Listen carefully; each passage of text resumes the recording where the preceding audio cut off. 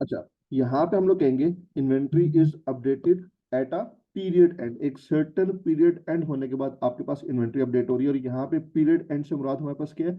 यहाँ पे period and होने से मुराद हमारे पास साल का आखिर है। लेट्स से 31 दिसंबर 2023 हमारा ईयर एंड हुआ, उस दिन हम इन्वेंट्री को अपडेट करेंगे। तो प्रोडक्ट मेथड में क्या होगा? यहाँ पे हमारे पास inventory is updated at period end, जो कि हमारे पास अभी इस सिचुएशन के अंदर हम उसको एज्यूम कर लेते हैं। हमारे पास जो भी फाइनेंशियल ईयर एंड होगा उस पे हम इन्वेंट्री को अपडेट करेंगे। और लेट से वो 31 दिसंबर है 2023 है, तो उसमें इन्वेंट्री अपडेट होगी। तो यहाँ पे इसका मतलब है पूरे साल मैं इन्वेंट्री की वैल्यू कैलकुलेट नहीं कर सकता। साल के आखिर में जब मेरे पास ईयर एंड हो जाएगा तो जाके मैं इन्वेंट्री की वैल्यू को डिटरमिन करूंगा। तो फिर पूरे साल हम करेंगे क्या? हम पूरे साल इन्वेंट्री का लेजर मेंटेन ही नहीं करेंगे, क्योंकि हम इन्वेंट्री का अकाउंट हर ट्रांजेक्शन के साथ कंटिन्यूसली मेंटेन कर ही नहीं सकते। हमारे बिजनेस के जो ऑपरेशंस हैं वो इफेक्ट हो जाएंगे। तो हम लोग क्या काम करेंगे?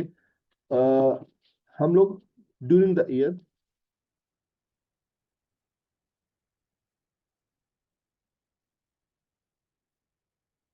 No inventory account is updated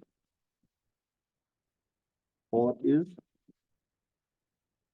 maintain. अच्छा, यहाँ पे एक चीज बड़ी इंपॉर्टेंट है। मैं कहता हूँ जी इन्वेंट्री का अकाउंट नहीं बनाएंगे, तो इन्वेंट्री का अकाउंट हम ड्यूरिंग द ईयर नहीं बना रहे, साल के आखिर में हम फिर भी जाके बनाएंगे। वो साल के आखिर में जाके बनेगा, क्योंकि साल के आखिर में जाके इन्वेंट्री अपडेट होगी।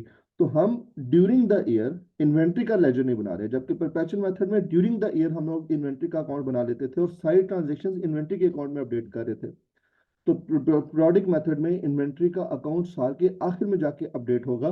तो पूरे साल इन्वेंट्री का अकाउंट नहीं बनेगा, साल के आखिर में जाके बनाएंगे। तो फिर आप क्या करेंगे?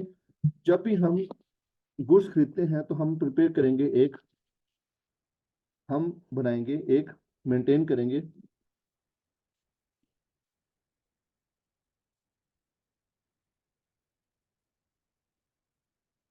Purchase account. और इसकी नेचर क्या होगी? Treated as expense. जब भी आप सामान खरीदोगे तो आप उसको अपना एक्सपेंस बोलोगे, ये मेरा खर्चा हो गया। वो आपके पास एक परचेज अकाउंट मेंटेन हो जाएगा। और आप उस परचेज अकाउंट में जब जब सामान खरीदोगे उसको आप रिकॉर्ड करते रहोगे। फिर जब यहाँ पे होगा एट ईयर एंड, जब साल एंड हो जाएगा, तो फिर आप क्या काम करोगे? तो साल एंड होने के ऊपर हम लोग क्या काम करेंगे? अब हमें तो नहीं पता इन्वेंट्री कितनी है, क्योंकि हमने तो पूरा साल कोई अकाउंट ही नहीं बनाया हुआ, मेंटेन किया हुआ। तो अब साल एंड होने के ऊपर हम एक काम करेंगे, इसको हम बोलते हैं फिजिकल काउंट या स्टॉक टेकिंग। हम साल एंड होने के ऊपर क्या करेंगे? Physical count. इसी फिजिकल काउंट को आप लोग स्टॉक टेकिंग बोलते हो।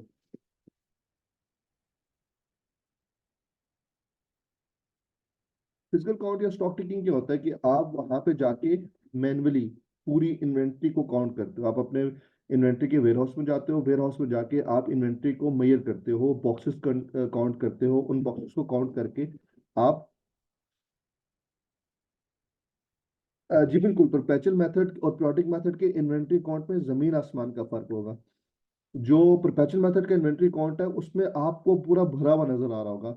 वहां पे आपको सामान जब आएगा तब इन्वेंट्री के अकाउंट में जाएगा, परचेज रिलेटेड एक्सपेंसेस इन्वेंट्री के अकाउंट में जाएंगे, चीजें सेल हो रही है उसकी कॉस्ट इन्वेंट्री के अकाउंट में लिखी जा रही होगी, वो एक भरा हुआ लेजर नजर आएगा। जबकि प्रोडक्ट मेथड का जो इन्वेंट्री अकाउंट है उसमें आपको ओपनिंग बैलेंस नजर आएगा, साथ ही कॉस्ट ऑफ गुड सोल्ड में गया हुआ है, और एक क्लोजिंग बैलेंस नजर आएगा जो कॉस्ट ऑफ गुड सोल्ड से आया है। उसमें बस ये होगा, उसमें दो ट्रांजेक्शन आपको नजर आएंगी, एक साल के शुरू में, एक साल के आखिर में। परपेचुअल मेथड में आपका इन्वेंट्री का अकाउंट सही भरा भरा नजर आएगा, जिसमें सब ट्रांजेक्शन्स उसी एक लेजर में रिकॉर्ड हो रही होती है। तो अभी हम जाके उसका प्रोडक्ट मेथड में भी इन्वेंट्री अकाउंट बनाऊंगा, तो उसमें आपको आइडिया हो जाएगा कि क्या करना होता है। ठीक हो गया? अच्छा, अब यहाँ पे हुआ ये कि ईयर एंड पे जाके आपने फिजिकल काउंट किया, और आपने फिजिकल काउंट किया और आपको पता चल गया कि अब आपके पास क्लोजिंग स्टॉक कितना है। तो यहाँ पे फिजिकल काउंट करने के बाद, ये साल के आखिर में फिजिकल काउंट होता है जब आपका ईयर एंड हो जाता है, उसके बाद आपके पास एक क्लोजिंग स्टॉक की फिगर आ रही होती है। इसका मतलब ये हुआ कि यहाँ पे पूरे साल आपने क्या किया? यहाँ पे आपने एक अकाउंट मेंटेन किया हुआ था, जिससे आपने नाम दे दिया था परचेजेस अकाउंट। अब जब आप गुड्स परचेज करते थे तो आप परचेजेस के अकाउंट में लेके जाते थे, और परचेज अकाउंट की आपने जो नेचर थी वो एक्सपेंस रखी थी। जबकि आपके पास यहाँ पे जो इन्वेंट्री अकाउंट है, इसकी जो नेचर है, ये तो एक एसेट की नेचर है। ये तो आपके पास एक एसेट है। इसमें से जो जो बेच देते थे वो आपके पास एक्सपेंस में या कॉस्ट ऑफ गुड सोल्ड में कन्वर्ट होता था। तो यहाँ पे जो परचेजेस थी ये आपका एक्सपेंस बनता था। जब भी साल एंड होता है आपके पास, तो जब साल एंड हो जाता था तो आप क्या काम करते थे, आप इन सारी परचेजेस को साल के आखिर में उठा के ले जाते थे कॉस्ट ऑफ गुड सोल्ड के अकाउंट में जब साल एंड होता था। ये आपके पास होगा काम एट ईयर एंड। तो इसका मतलब ये हुआ कि अब ये तो साल के आखिर में जाना है और अभी तक हमारे पास क्लोजिंग स्टॉक कैलकुलेट नहीं हुआ हुआ। यहाँ पे जब आपको ट्रायल बैलेंस दिया जाता है इस क्वेश्चन के अंदर, तो यहाँ पे जब आपके पास ट्रायल बैलेंस दिया होगा, क्योंकि ये चीज आपके लिए इंपॉर्टेंट है फाइनेंशियल स्टेटमेंट्स के क्वेश्चन के लिए भी, क्योंकि फाइनेंशियल स्टेटमेंट के क्वेश्चन में स्टूडेंट आइडेंटिफाई नहीं कर सकता कि इन्वेंट्री का मेथड कौन सा है।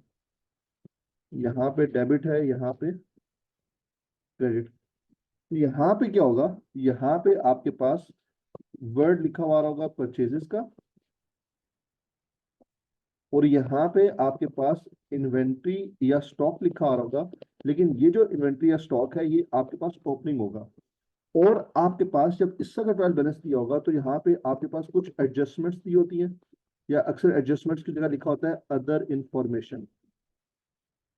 तो एडजस्टमेंट या अदर इंफॉर्मेशन के अंदर जो सबसे पहली एडजस्टमेंट यहाँ पे आपके पास दी होती है वो आपके पास दिया होगा स्टॉक आफ्टर फिजिकल काउंट।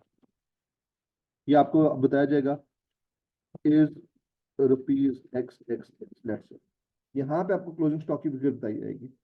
तो फर्क क्या है, फर्क ये है कि जब आप ट्रायल बैलेंस देखोगे और ट्रायल बैलेंस के अंदर आपको यहाँ पे परचेजेस की फिगर लिखी नजर आ रही है, आपके पास इन्वेंटरी दिया ओपनिंग, और क्लोजिंग स्टॉक आपके पास यहाँ पे दिया हुआ है एडजस्टमेंट्स के अंदर, और वो कहता है कि जी जब फिजिकल काउंट किया तो हमारे पास इतना स्टॉक आया। ये वो था कि जब आपके पास पीरियोडिक मेथड से इन्वेंटरी मेंटेन की जा रही थी। जबकि आप परपेचुअल मेथड के अंदर ट्रायल बैलेंस देखते हो तो परपेचुअल मेथड के अंदर आपको अदर इंफॉर्मेशन में जाने की जरूरत ही नहीं है। कॉस्ट ऑफ गुड्स सोल्ड बनी हुई है, आपके पास जो क्लोजिंग स्टॉक की फिगर है वो भी दी जा चुकी है। तो आपके पास ये बेसिक फर्क है इन दोनों के अंदर। अब यहाँ पे जब कॉस्ट ऑफ गुड्स सोल्ड दी हुई है, क्लोजिंग स्टॉक दिया हुआ है, तो मुझे कुछ करने की जरूरत नहीं है, क्योंकि हमारा तो ये ऑब्जेक्टिव था। कॉस्ट ऑफ गुड्स सोल्ड हमें पता होनी चाहिए साल के आखिर में, हमारे पास क्लोजिंग स्टॉक की वैल्यू पता होनी चाहिए। जब ये दे दिया गया है, बता दिया गया है, तो फिर तो मसला ही नहीं है। पीरियोडिक मेथड में मसला ये है कि मेरे पास क्लोजिंग स्टॉक की फिगर तो आ गई है, लेकिन मेरे पास अभी एक वैल्यू मिसिंग है जिसको आप लोग बोलते हो कॉस्ट ऑफ गुड सोल्ड। तो पीरियोडिक मेथड के अंदर आप फाइनेंशियल स्टेटमेंट्स बनाते हो cost of good sold calculate करते हो, और वो कैसे कैलकुलेट करोगे, यहाँ पे आप फॉर्मेट बनाओगे कॉस्ट ऑफ गुड्स सोल्ड का। ये आप बनाओगे लेट्स से 31 दिसंबर 2023 को। अब कैसे बनाओगे जी, इसके अंदर सबसे पहले आपके पास क्या लिखा जाता है, ओपनिंग स्टॉक। ये ओपनिंग स्टॉक कहाँ से दिया होगा, ट्रायल बैलेंस में फिगर उठा के आप लिखोगे। फिर दूसरी चीज इसमें क्या आती है, परचेजेस। परचेज की फिगर कहाँ से आएगी, ये भी आप ट्रायल बैलेंस से उठा के लिखोगे। और उसके बाद आता है closing stock. Closing stock adjustments में अदर इंफॉर्मेशन में दिया जाएगा, वो यहाँ से आप क्लोजिंग स्टॉक को लेस करोगे। तो जब यहां से आप क्लोजिंग स्टॉक को लेस करोगे, तो यहां से क्लोजिंग स्टॉक को लेस करने के बाद अब ये जो आपके पास आंसर आएगा इसे आप बोलोगे कॉस्ट ऑफ गुड्स सोल्ड। तो ये बेसिकली एक डिफरेंट है। और अब आप देखो कि दोनों में फर्क क्या है, यहाँ से अब आपको एक बड़ा क्लियर फर्क नजर आ रहा होगा इन्वेंट्री मेथड के अंदर आपके पास। अब अगर आप इन्वेंट्री मेथड को देखते हो यहाँ पे,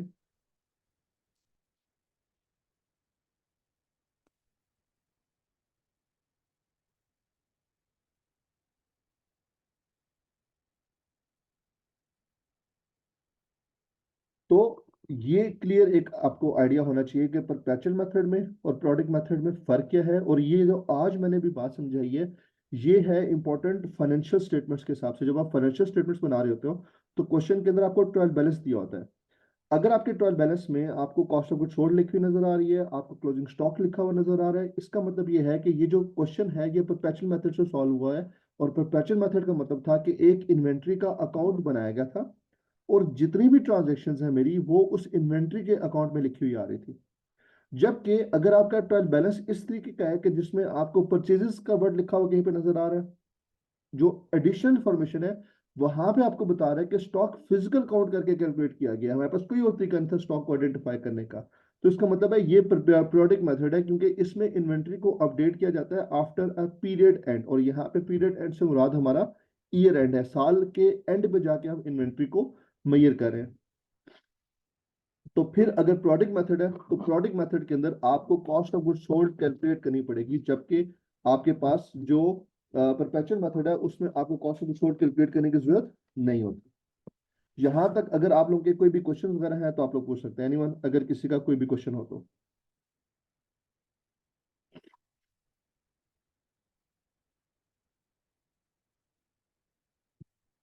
यहां तक क्लियर है आपको?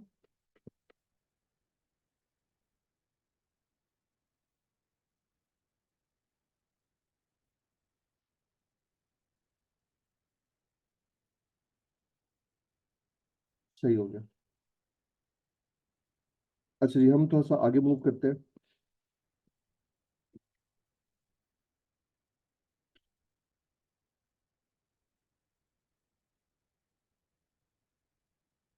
मैं अब बात कर लेता हूँ, पहले परपेचुअल मेथड की एंट्रीज पूरी करें या प्रोडक्ट मेथड की एंट्रीज पूरी करें, जल्दी से आप लोग बताओ कि हमने पहले कौन सी ट्रांजेक्शन पूरी करें, प्रोडक्ट मेथड या परपेचुअल मेथड? जल्दी से बताएं। हम उसकी फिर ट्रांजेक्शन्स और एंट्रीज पूरी करते हैं, और कल फिर हम इंशाल्लाह कोशिश करेंगे कल एक और क्लास रख लें और कल इन्वेंट्री का टॉपिक एंड करें, ताकि आप रेस्ट ऑफ द जो डेज है, बल्कि नहीं, कल क्लास नहीं करेंगे, कल शायद इलेक्शन है, उसमें इंटरनेट का इशू होगा। हम फ्राइडे को क्लास हमारी स्केड्यूल्ड है, फ्राइडे को तो हमारी रेगुलर क्लास है, तो फ्राइडे को हम कोशिश करेंगे इन्वेंट्री का टॉपिक एंड करें, ताकि आप अगले 3-4 दिन लगा के इन्वेंट्री को 100% कंप्लीट कर सको। और फिर जब हमारी ट्यूसडे को आई गेस क्लास होती है, ट्यूसडे को क्लास होगी, तो फिर हम लोग मूव करेंगे नेक्स्ट टॉपिक के ऊपर। तो अभी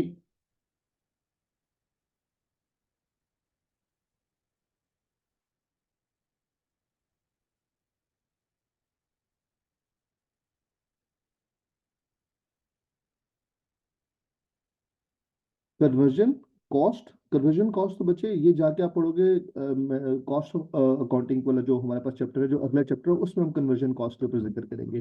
कन्वर्जन कॉस्ट तो प्रोडक्शन बिजनेस के अंदर होती है ना, अभी तो हम एक ट्रेडिंग बिजनेस लेके चल रहे हैं जिसकी एक ही इन्वेंट्री है, जिसको हम फिनिश गुड बोल रहे हैं। तो अगला जो हमारे पास होगा टॉपिक कॉस्ट अकाउंटिंग का, उसमें हम जाके डिस्कस करेंगे।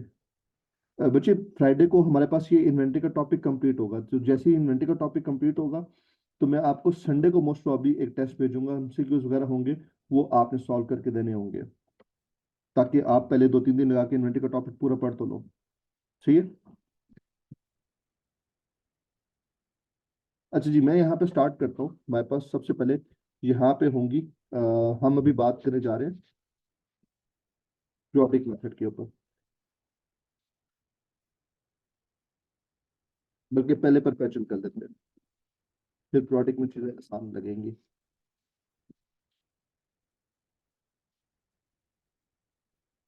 हमारे पास एक परपेचुअल मेथड है, और परपेचुअल मेथड हमने कहा था कि एक ऐसा बिजनेस है जिसके अंदर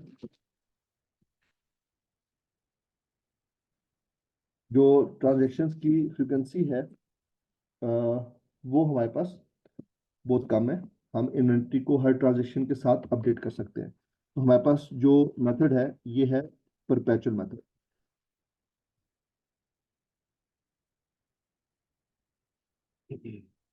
अच्छा, यहाँ पे हम लोग लिखते हैं नेचर ऑफ ट्रांजेक्शन्स, कि हमारे पास ट्रांजेक्शन्स क्या क्या होंगे। बल्कि मैं काम करता हूँ, मैं इसके साथ ही एक लेजर है वो भी मेंटेन कर देता हूँ, एक लेजर भी बना देता हूँ।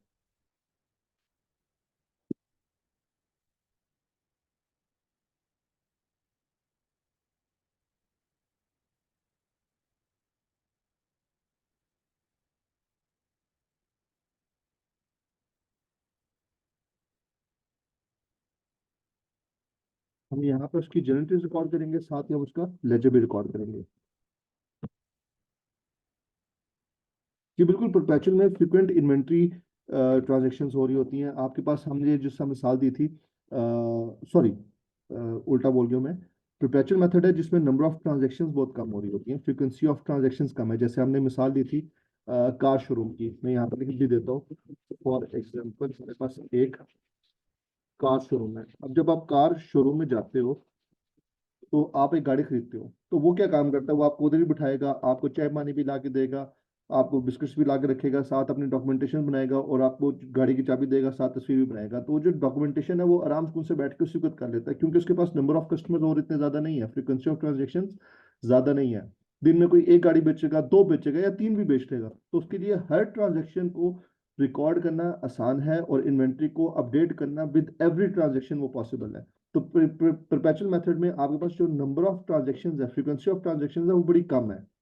जिसमें फ्रीक्वेंसी ऑफ ट्रांजेक्शन ज्यादा है, जैसे पेट्रोल पंप है या आपके पास कोई ग्रोसरी स्टोर है, तो वो पीरियोडिक मेथड में जाता है। वो कहता है यार चीजें बिक रही हैं, बिकने दो, इन्वेंट्री को मारो गोली, साल के आखिर में एक दफा जाके हम कैलकुलेट करेंगे, क्योंकि हमें इन्वेंट्री की फिगर चाहिए साल के आखिर में, तब कैलकुलेट कर लेंगे। तो हमें अपनी चीजें बेचनी है, हम उसके ऊपर फोकस करते हैं। हम लोग क्या करते हैं जी, नेचर ऑफ ट्रांजेक्शन है हमारे पास कुछ, और हमारे पास ये है परपेचुअल मेथड, और इसमें हम देखते हैं कि कौन कौन सी ट्रांजेक्शन्स होती हैं। और इसके साथ हमारे पास एक जो लेजर मेंटेन हो रहा है, उस लेजर को हम लोग बोलेंगे इन्वेंट्री अकाउंट। बच्चे ये तो गलत लिखा हुआ है ना उसमें, ये तो मैं चीज़ें यहाँ पे हाईलाइट की, और इसलिए मैंने इसको मिसाल भी दी, और इसके ऊपर मैंने टाइम भी ज़्यादा लगाया। क्योंकि अगर फ्रीक्वेंट जो आपके मूवमेंट्स है वो बहुत ज़्यादा है, तो इन्वेंट्री को आप कैसे अपडेट करोगे, साथ साथ मुश्किल हो जाएगा आपको अपडेट करना। तो इसलिए मैंने आपको उसकी एग्जांपल भी दी है, ताकि आपको अभी आइडिया हो जाए कि बिजनेस के हिसाब से अगर आप सोचोगे तो अब आपको आइडिया हो जाएगा कि पेट्रोल पंप वाला, उसकी फ्रीक्वेंसी ऑफ ट्रांजेक्शन्स बहुत फ्रीक्वेंट है। क्या वो हर ट्रांजेक्शन के साथ इन्वेंट्री अपडेट कर सकता है? या ग्रोसरी स्टोर वाला, उसकी फ्रीक्वेंसी ऑफ ट्रांजेक्शन्स बहुत ज्यादा है, फ्रीक्वेंट ट्रांजेक्शन्स है, क्या वो हर ट्रांजेक्शन के साथ अपनी इन्वेंट्री अपडेट कर सकता है? नहीं कर सकता। इन्वेंट्री कौन अपडेट कर सकता है हर ट्रांजेक्शन के साथ? कार शोरूम वाला। वो एक गाड़ी बेचेगा, साथ ही इन्वेंट्री की ट्रांजेक्शन रिकॉर्ड करेगा, इन्वेंट्री उसके पास अपडेट हो जाएगी। तो हम लोग यहाँ पे क्या कर रहे हैं, साथ हम लोग बना रहे हैं एक इन्वेंट्री का अकाउंट। अच्छा जी, अब नेचर ऑफ ट्रांजेक्शन, सबसे पहली ट्रांजेक्शन हमारे पास क्या होती है? सबसे पहले हमारे पास होता है ओपनिंग स्टॉक। हमें परपेचुअल मेथड में ओपनिंग स्टॉक की कोई ट्रांजेक्शन रिकॉर्ड करने की जरूरत नहीं है।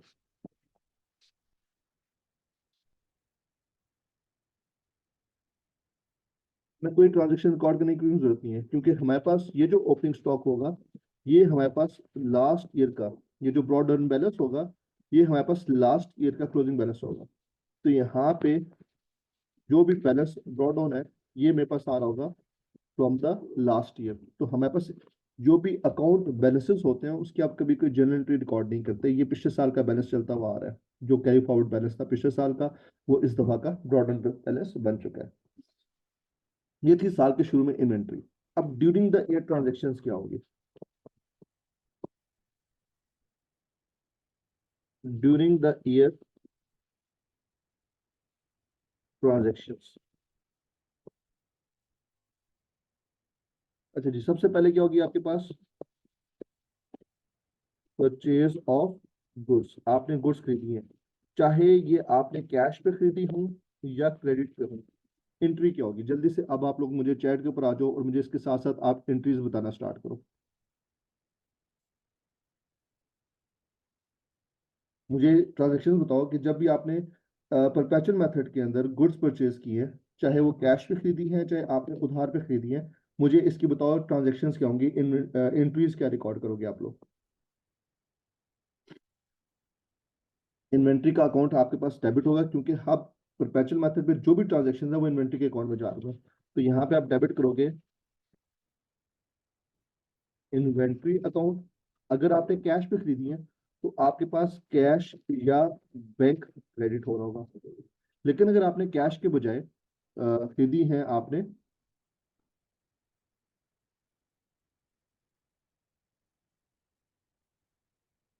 अगर आपने कैश के बजाय उधार पे खरीदी है, तो फिर आपके पास बैंक के बजाय यहाँ पे आ रहा होगा पेबल्स का लेजर।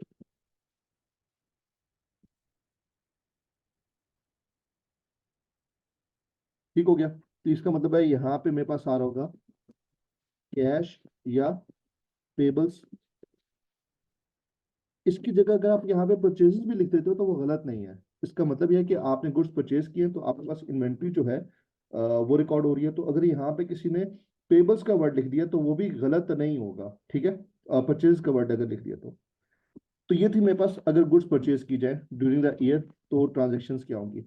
इसके बाद एक और आपके पास कॉमन ट्रांजेक्शन है, वो है purchase return of goods. Purchase return of goods, वही कैश पे भी हूँ क्रेडिट पे हूँ। परचेज रिटर्न की एंट्री बताएं।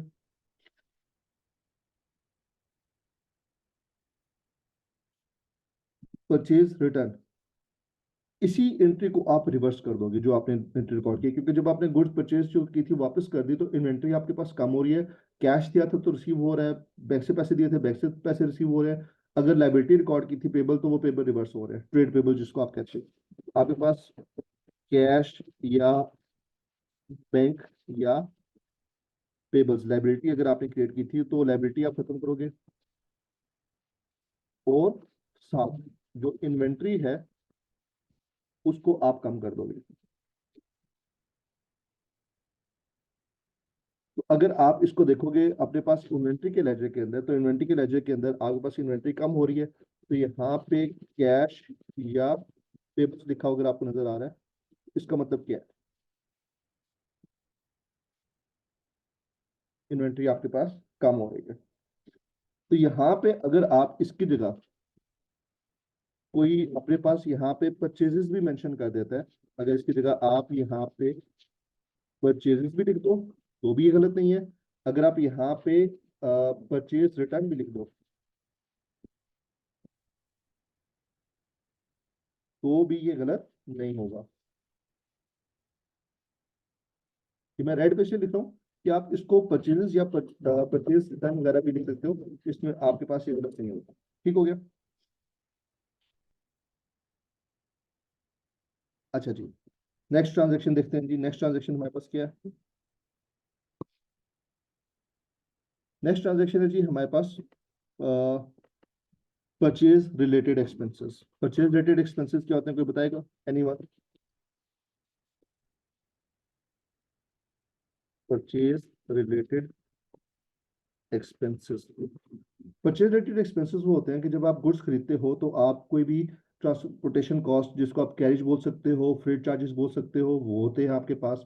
उसके अलावा आपने कोई वेजेस वगैरह पे की हैं, कोई इंस्टॉलेशन चार्जेस, आपने कोई लेबर चार्जेस वगैरह पे किए हैं, तो उसके बाद आपने कोई लोडिंग अनलोडिंग चार्जेस हो सकते हैं, कोई इंपोर्ट ड्यूटी, कस्टम ड्यूटी, कोई भी ऐसा एक्सपेंस जो किसी भी चीज़ को खरीदने के लिए किया जाता है उसको आप परचेज रिलेटेड एक्सपेंस बोलोगे। इसकी मैं मिसाल ले लेता हूँ कि यहाँ पे लेट से जैसे कैरेज इनवर्ड हो सकता है, वेजेस हो सकती है, कोई भी आपके पास एक्सपेंस होगा। तो चाहे कैरेज इनवर्ड है, वेजेस है, आपने जो भी अमाउंट पे करोगे आप उसकी एंट्री क्या रिकॉर्ड करोगे। ये जो परचेज रिलेटेड एक्सपेंसेस है ये उसकी परचेज कॉस्ट का पार्ट बनते हैं, इन्वेंट्री की कॉस्ट का पार्ट बन जाते हैं। जब ये इन्वेंट्री की कॉस्ट का पार्ट बनता है तो इसको भी आप लोग क्या करोगे, इसको भी आप अपने पास डेबिट करोगे।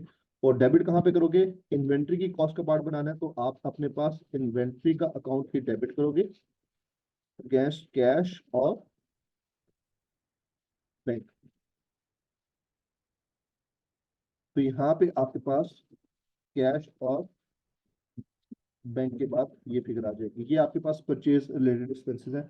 मैं इसके साथ लिख भी देता हूँ, लेट से कैरेज इनवर्ट वाला, जो भी सही सच्चा, आप अगर इसकी जगह कैश इनवर्ट भी लिख देते हो तो ये आपके पास गलत नहीं होगा। और ट्रांजेक्शन क्या हो सकती हैं परचेज रिलेटेड, ड्राइंग्स बड़ी इंपॉर्टेंट ट्रांजेक्शन है। एक एडजस्टिंग एंट्री है कि अक्सर ओनर बिजनेस से कुछ गुड्स विड्रॉ करके ले गया। ओनर अगर बिजनेस से कुछ गुड्स विड्रॉ करके ले गया तो उसकी हम ट्रांजेक्शन रिकॉर्ड करेंगे कि ओनर ने क्या किए, ड्राइंग्स किए हैं। और ड्राइंग्स ओनर बहुत से तरीकों से करता है। ड्राइंग्स ओनर जो है कैश में भी लेके जा सकता है, तो यहाँ पे मैं मेंशन कर रहा हूँ कि ओनर ने बिजनेस से गुड्स विड्रॉ की हैं। अगर कैश लेके जा रहा है तो फिर तो वो कैश के अकाउंट में एडजस्टमेंट होगी, उसके यहाँ पे कोई ताल्लुक नहीं है। तो यहाँ पे मैं लिख रहा हूँ कि ओनर ने ड्राइंग्स की है, गुड्स की फॉर्म में गुड्स लेके जा रहा है। तो ओनर अगर ड्राइंग्स कर रहा है तो ड्राइंग्स तो एक डेबिट होंगी, एक रिडक्शन है कैपिटल में। दूसरा इन्वेंट्री कम हो रही है तो ड्राइंग्स का account debit, to inventory account credit. अच्छा, ओनर जब भी बिजनेस से कोई चीज विड्रॉ करता है तो आप ड्राइंग्स हमेशा किस प्राइस से करोगे? ओनर बिजनेस से जब भी कोई चीज विड्रॉ करेगा तो वो हमेशा उसकी कॉस्ट प्राइस से चीजों को विड्रॉ करेगा। सेलिंग प्राइस से कभी भी आप ड्राइंग्स रिकॉर्ड नहीं करते। आप क्या, ओनर अगर बिजनेस से कोई भी चीज लेके गया है तो अकाउंटिंग के अंदर आप उसकी जो कॉस्ट वैल्यू है उसको अपने पास ड्राइंग्स रिकॉर्ड करोगे कि हमने खरीदी कितने की थी, पड़ी कितने की थी। प्रॉफिट मार्जिन कभी भी हम ओनर से चार्ज नहीं करते। तो ड्राइंग्स है, तो ड्राइंग्स की वजह से इन्वेंट्री कम हो रही है। यहाँ पे मेरे पास आ जाएंगी ड्राइंग्स, और ये कौन सी वाली ड्राइंग्स है? जो ओनर ने गुड्स विड्रॉ की है वो यहाँ पे आपके पास इन्वेंट्री के अकाउंट में क्रेडिट साइड के ऊपर आ रही होती है। अच्छा, उसके बाद हमारे पास जो ट्रांजेक्शन है, जी बच्चे, कॉस्ट वैल्यू में आपके पास आएगी। जो कॉस्ट वैल्यू होती है उसी को बेसिकली आप ओरिजिनल प्राइस कह रहे हो। तो एक सेलिंग प्राइस होती है और एक कॉस्ट वैल्यू होती है। अभी हम सेलिंग प्राइस कॉस्ट वैल्यू के ऊपर थोड़ा सा आगे चल के डिस्कस करेंगे जब हम इसका एंड कर रहे होंगे इन्वेंट्री का। तो हम सेलिंग प्राइस और कॉस्ट प्राइस के ऊपर फर्क भी देखेंगे। एनआरबी एडजस्टमेंट के अंदर उसका फर्क डिटेल में एक्सप्लेन किया जा रहा होता है। अच्छा जी, ड्राइंग्स के अलावा आपके पास ट्रांजेक्शन और कौन सी हो सकती है जी? बड़ी इंपॉर्टेंट ट्रांजेक्शन है, सेल्स की ट्रांजेक्शन है। आपके पास आपने गुड्स बेची हैं कैश पे या क्रेडिट पे, तो मैं यहाँ पे लिख देता हूँ कि आपकी सेल्स की ट्रांजेक्शन है, सेल्स ऑफ गुड्स। अब ये जो गुड्स आपने चीजें सेल की हैं, ये आपने चाहे कैश पे की हो चाहे आपने क्रेडिट के ऊपर की हो, परपेचुअल मेथड है। तो अब मुझे बताइए कि एंट्रीज क्या रिकॉर्ड करेंगे सेल ऑफ गुड्स के अंदर। देखिए, जब आप चीज बेचते हैं, सेल करते हैं, तो पहली बात यह कि आपने सेल्स को रिकॉर्ड करना है। आपकी एक इनकम जनरेट हुई है तो आप इनकम को भी रिकॉर्ड करोगे। इस सिचुएशन के अंदर जब भी सेल ऑफ गुड्स होती है तो बेसिकली आप दो ट्रांजेक्शन्स रिकॉर्ड करते हो, दो एंट्रीज रिकॉर्ड करते हो। पहली जो ट्रांजेक्शन आप रिकॉर्ड करते हो वो आपने सेल्स इनकम को रिकॉर्ड करते हो, और वो आप कैश या रिसीबल्स का अकाउंट है, जो ट्रेड रिसीबल्स है, इसको आप डेबिट करोगे और अपने पास एक इनकम रिकॉर्ड करोगे जिसको आप बोलते हो सेल्स इनकम। अब ये जो सेल्स इनकम है, ये वैल्यू आप जो रिकॉर्ड करोगे, ये आपके पास हमेशा जो वैल्यू रिकॉर्ड की जाती है, ये रिकॉर्ड की जाती है सेलिंग प्राइस, कि चीज आपने बेची कितने की है। ये आप इनकम रिकॉर्ड कर रहे हो, और इसके साथ आप एक और एंट्री रिकॉर्ड करते हो। तो कैश टू सेल्स या रिसीवर टू सेल, ये एक सेपरेट एंट्री रिकॉर्ड हो रही है जो कि at time of sale record होती है। ये आपके पास इनकम के अकाउंट में जाएगी, इसका सेपरेट लेजर मेंटेन हो रहा होता है। लेकिन सेल होने की वजह से, क्योंकि आप इन्वेंट्री को कंटिन्यूअसली अपडेट कर रहे हो, हर ट्रांजेक्शन के साथ इन्वेंट्री अपडेट होती है, तो जब आपने चीजें सेल की हैं तो उसके साथ आपके पास इन्वेंट्री भी कम हो गई है। तो आप यहाँ पे अपने पास जो इन्वेंट्री बेचती है उसको कॉस्ट ऑफ गुड्स सोल्ड में कन्वर्ट करोगे। तो कॉस्ट ऑफ गुड्स सोल्ड का लेजर आप डेबिट करोगे और अपने पास इन्वेंट्री का जो अकाउंट है वो क्रेडिट करोगे। अब यहाँ पे जो ट्रांजेक्शन आप रिकॉर्ड कर रहे हो, ये इन्वेंट्री आप कम कर रहे हो, ये जो इन्वेंट्री आप कम कर रहे हो, ये आप कॉस्ट प्राइस से कम कर रहे हो कि चीज असल में खरीदी कितने की। तो यहाँ पे अक्सर स्टूडेंट क्या गलती करते हैं कि जो परपेचुअल मेथड है उसमें दो एंट्रीज रिकॉर्ड होती है। एक तो आपकी सेल की एंट्री रिकॉर्ड होगी, सेल की एंट्री रिकॉर्ड करते हो जब आपने चीज बेची, वो आप एक इनकम सेपरेट रिकॉर्ड करोगे। लेकिन उसके साथ साथ आप इन्वेंट्री को भी अपडेट करोगे, और इन्वेंट्री को कम करके आप इसको कॉस्ट बना दोगे।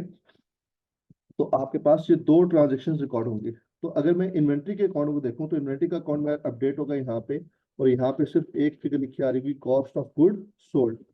वो चीजें जो आपने बेची हैं उनकी कॉस्ट क्या है, और ये हमेशा आप किस वैल्यू से करोगे? कॉस्ट प्राइस से आपकी एंट्री रिकॉर्ड करोगे। Cost of good sold, inventory किससे कम करोगे?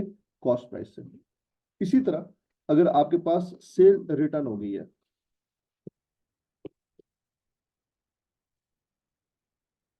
सेल रिटर्न ऑफ गुड्स, तो यहाँ पे अब एंट्रीज क्या रिकॉर्ड होंगे? उसी तरीके से अगर दो ट्रांजेक्शन रिकॉर्ड हुई थी at the time of sale, तो अब रिवर्सल भी उन्हीं दो ट्रांजेक्शन का होगा। एक तो आप अपने पास सेल्स को रिवर्स करोगे, रिसीवर्स को खत्म करोगे, या अगर कैश रिसीव किया था वापस करोगे। दूसरा, जब आपकी सेल रिटर्न आई है तो इन्वेंट्री वापस आई है, तो इन्वेंट्री को वापस से आप इंक्रीज करोगे। तो यहाँ पे आपकी जो पहली ट्रांजेक्शन है वो रिवर्सल ऑफ सेल की ट्रांजेक्शन है। रिवर्सल ऑफ सेल कैसे होगा? सेल्स रिटर्न का अकाउंट आपके पास डेबिट होगा, और कैश या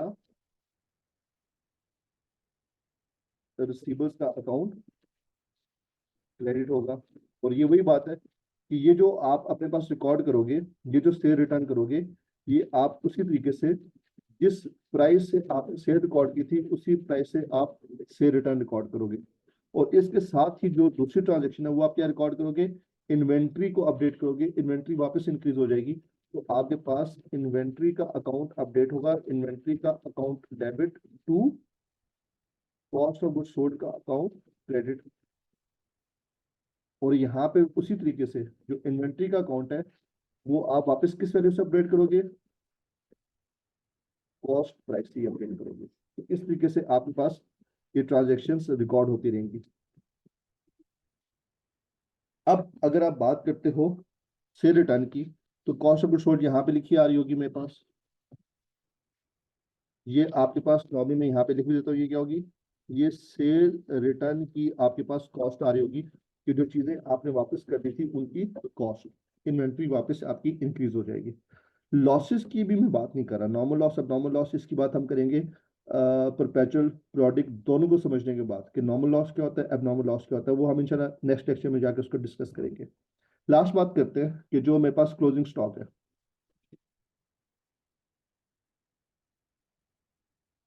अब मुझे बताओ कि क्लोजिंग स्टॉक या क्लोजिंग इन्वेंट्री हम कैसे कैलकुलेट करें। क्या उसके लिए मुझे कोई एंट्री रिकॉर्ड करने की जरूरत है, मुझे उसके लिए कोई एंट्री रिकॉर्ड करने की जरूरत नहीं है। मुझे एंट्री रिकॉर्ड करने की जरूरत क्यों नहीं है, क्योंकि ये मेरे पास इन्वेंट्री का अकाउंट है। जब साल एंड होगा मैं लेजर क्लोज करूंगा, लेजर क्लोज करूंगा तो मैं उसकी जो डेबिट साइड है इसका टोटल करूंगा, क्रेडिट साइड माइनस करूंगा, यहाँ पे एक डिफरेंस आएगा। ये जो डिफरेंस है ये मेरे पास क्या कहलाएगा, क्लोजिंग बैलेंस। और ये क्लोजिंग बैलेंस किसका है, इसी को आप लोग बोलोगे ये मेरे पास क्लोजिंग स्टॉक है। तो क्लोजिंग स्टॉक की जो फिगर है वो मेरे पास इन्वेंट्री के लेजर से आ चुकी है। और यही क्लोजिंग स्टॉक अगले साल का ओपनिंग स्टॉक बन जाएगा। जिस तरह ये पिछले साल का ओपनिंग स्टॉक बना था, तो ये अगले साल के जाके ओपनिंग स्टॉक बन जाएगा। तो मेरे पास जो मकसद था मेरा इन्वेंट्री के अकाउंट की एंट्रीज रिकॉर्ड करने का, वो क्या था, एक क्लोजिंग स्टॉक की फिगर पता हो, दूसरी कॉस्ट ऑफ गुड सोल्ड पता हो। क्लोजिंग स्टॉक की फिगर मुझे इन्वेंट्री के लेजर से पता चल गई है, और कॉस्ट ऑफ गुड सोल्ड साल के साथ साथ मैं मेंटेन करता रहा ड्यूरिंग द ईयर। तो मेरा जो ऑब्जेक्टिव था वो कंप्लीट हो गया। तो ये जो आपके पास हमने डिस्कस किया, ये नेचर ऑफ ट्रांजेक्शन्स थी परपेचुअल मेथड के अकॉर्डिंगली।